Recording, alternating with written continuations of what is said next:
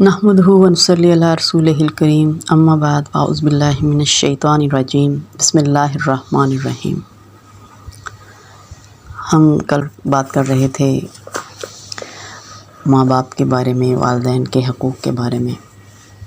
اللہ تعالیٰ کی خوشنودی حاصل کرنے کا ایک بہترین ذریعہ ماں باپ سے حسن سلوک ہے۔ اسی بات کو تھوڑا آگے بڑھائیں گے اور اس پہ بات کریں گے۔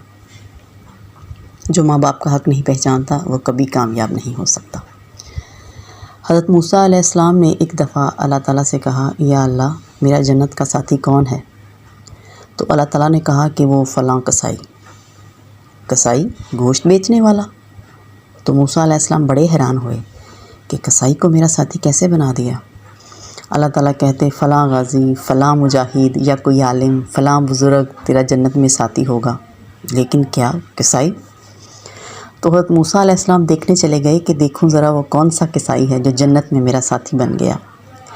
تو دیکھا کہ ایک کسائی بیٹھا ہے، گوشت کاٹ رہا ہے، بیچ رہا ہے۔ آپ دیکھتے رہے، جب گوشت ختم ہو گیا تو اس نے ایک گوشت کا ٹکڑا اٹھایا اور تھیلے میں ڈال کر چل دیا۔ حضرت موسیٰ علیہ السلام نے پوچھا، اس سے کہا کہ کیا میں تیرے ساتھ آ سکتا ہوں؟ اس نے کہا ہاں آ جاؤ۔ چلتے چلتے وہ ایک گھر تک پہنچا، اندر گیا، اس نے گوشت کی بوٹیاں بنائیں، ہانڈی رکھی، آٹا گوندا، آٹا نرم ہونے کے لیے رکھ دیا۔ پھر ہانڈی پہ آیا، ہانڈی کو تیار کیا۔ جب ہانڈی بن گئی تو پھر آٹا نرم ہو چکا تھا، اس کی روٹیاں بنائیں، ان کو پلیٹ میں سجایا اور ٹرے میں رکھ کر ایک بوڑھی عورت کے پاس لے گیا۔ اس گھر میں ایک سائڈ پہ ہی ایک بوڑھی عورت چارپائی پہ لیٹی ہوئی تھی، تو اس کو سہارا دے کر، کندھے کے ساتھ سہارا دیا، اس کو بٹھایا اور نوالے بنا بنا کر اس کو کھلاتا رہا۔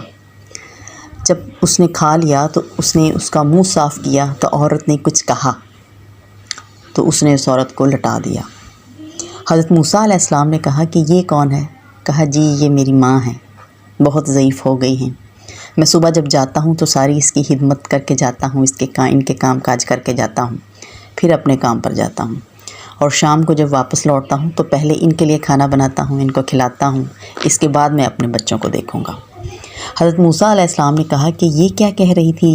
مجھے سمجھ نہیں آئی۔ جب تم اس کا منہ صاف کر رہے تھے تو کہنے لگا یہ ماں ہے نا، پاگل ہے، میں جب بھی اس کی خدمت کرتا ہوں تو شروع ہو جاتی ہے، کہتی ہے کہ اللہ تمہیں جنت میں موسیٰ کا ساتھی بنائے۔ میں کہاں اور موسیٰ کہاں؟ تو حضرت موسیٰ علیہ السلام نے کہا نہیں، تیری ماں نے تیرا کام بنا دیا، میں ہی موسیٰ ہوں اور تجھے ہی دیکھنے آیا ہوں۔ سبحان اللہ۔ اسی طرح ماں کی شان بیان کرتے ہوئے ایک اور واقعہ آپ کے ساتھ شیئر کرتی چلوں کہ ایک صحابی کا ہے یہ واقعہ، یہ بھی علقمہ ایک صحابی تھے۔ تو علقمہ کی بیوی نے حضور پاک صلی اللہ علیہ وآلہ وسلم کو پیغام بھجوایا کہ علقمہ موت کی حالت میں ہیں، لیکن کلمہ نہیں پڑھا جا رہا۔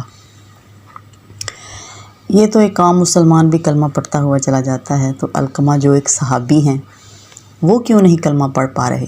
تو آپ صلی اللہ علیہ وآلہ وسلم نے پوچھا ماں باپ میں کون ہے؟ کہا جی ماں ہے۔ ناراض ہے کہ راضی؟ بولا ناراض ہے۔ آپ صلی اللہ علیہ وآلہ وسلم نے پیغام بھجوایا، علقمہ کی ماں کہو تو میں تیرے پاس آ جاؤں اور چاہے تو تو میرے پاس آ جا۔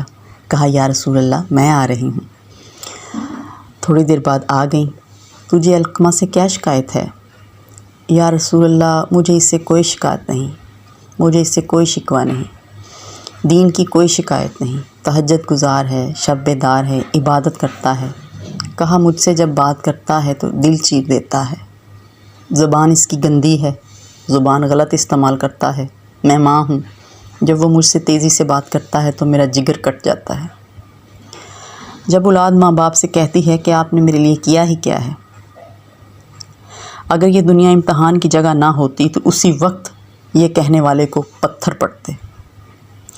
اللہ کے نبی سے پوچھا جا رہا ہے کہ قیامت کب آئے گی؟ آپ صلی اللہ علیہ وآلہ وسلم نے کہا کہ اللہ ہی جانے۔ تو پوچھا گیا کوئی نشانی ہی بتا دیں۔ آپ صلی اللہ علیہ وآلہ وسلم نے یہ نہیں کہا کہ جب شرک بہت بڑھ جائے گا، زنا بہت زیادہ ہو جائے گا، سود زیادہ ہو جائے گا۔ آپ صلی اللہ علیہ وآلہ وسلم نے کہا جب تم دیکھو کہ لوگ ماؤں سے نوکروں جیسا سلوک شروع کر دیں تو سمجھو کہ قیامت کا حملہ ہونے والا ہے۔ اللہ اکبر۔ تو آپ صلی اللہ علیہ وآلہ وسلم نے کہا علقمہ کی ماں سے، تم معاف کر دو۔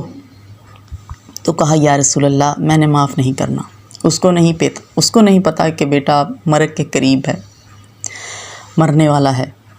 وہ علیحدہ رہتی تھیں اور آپ علقمہ جو تھے وہ علیحدہ رہتے تھے۔ تو آپ نے کہا بلال لکڑیاں اکٹھی کرو اور علقمہ کو آگ لگا دو۔ ماں تڑپ اٹھی، ماں بولی یا رسول اللہ کیا کہہ رہے ہیں، علقمہ کو آگ لگائیں گے؟ کیوں؟ کہا کہ وہ سکرات میں ہے، تو نے معاف نہ کیا تو سیدھا جہنم میں جائے گا، تو میں نے جلا دیا تو بچ جائے گا جہنم سے۔ تو بولی کہ اتنا بھی نہیں، میرا جگر کٹ گیا، آپ نے ایسا کہا، میں اس کو معاف کرتی ہوں، میں اس کو معاف کرتی ہوں۔ ادھر علقمہ کی زبان پر کلمہ جاری ہو گیا۔ پھر آپ صلی اللہ علیہ وآلہ وسلم نے خود ان کا جنازہ پڑھایا اور ان کے دفن تک شریک رہے۔ پھر واپسی پر فرمایا جس نے ماں باپ کو دکھ دیا اس پر اللہ کی لعنت، اس کے فرشتوں کی لعنت، اس پہ زمین و آسمان کی لعنت، اس کی نماز قبول نہیں، اس کا روزہ قبول نہیں، اس کی کوئی عبادت قبول نہیں۔ کتنے بدبخت ہیں ہم لوگ، جن کے ماں باپ جا چکے ہیں وہ تو کچھ نہیں کر سکتے، لیکن جن کے ماں باپ حیات ہیں، سن لو یہ سب کچھ، آپ لوگ سمجھ لو، وقت بہت کم ہے، کوئی پتہ نہیں زندگی کا، آپ کو اپنی زندگی کا نہیں پتہ، کس وقت اللہ جان نکالے۔ تو جو ٹائم ہے اس کے آپ کے پاس، اس کو ضائع نہ ہونے دیجیے، جنت کمائیے، جنت تو آپ کے پاس ہے، گھر میں، ماں باپ کی صورت میں، اللہ کو خوش کر لیجیے۔ زیادہ جد و جہد اور محنت کی ضرورت نہیں، صرف ماں باپ کو خوشی تو کرنا ہے۔ ماں باپ کے پاؤں دھو کے پیو، کیونکہ ماں باپ تمہاری جنت ہیں۔ ماں باپ کو ٹیڑھی نظر سے دیکھا تو جہنم، اور اگر اچھی نظر سے دیکھا تو جنت۔ اگر محبت سے آپ ماں کی طرف دیکھیں یا باپ کی طرف دیکھیں تو ایک حج کا ثواب لکھا جاتا ہے۔ ماں باپ جب اپنی اولاد کو ان کی خدمت کی وجہ سے محبت کی نظر سے دیکھتے ہیں تو بیٹے کو غلام آزاد کروانے کا ثواب لکھا جاتا ہے۔ اللہ کی راہ میں اگر 1 روپیہ خرچ کرو تو 7 لاکھ کا ثواب ملتا ہے۔ تو آپ صلی اللہ علیہ وآلہ وسلم نے فرمایا کہ اللہ کی راہ میں خرچ کرنے سے بھی زیادہ افضل کون سا خرچ ہے؟ تو صحابہ نے کہا یا اللہ یہ آپ کو پتہ ہو یا اللہ کو پتہ ہو۔ تو آپ صلی اللہ علیہ وآلہ وسلم نے جواب دیا بیٹے کا ماں باپ پہ خرچ کرنا اللہ کی راہ میں خرچ کرنے سے زیادہ افضل ہے۔ اللہ ہم سب کو ہدایت عطا فرمائے، سیدھی راہ پر چلنے کی توفیق عطا فرمائے۔ اللہ نے دی اجازت تو صبح آپ سے پھر ملاقات ہوگی۔ خدا حافظ، جزاک اللہ۔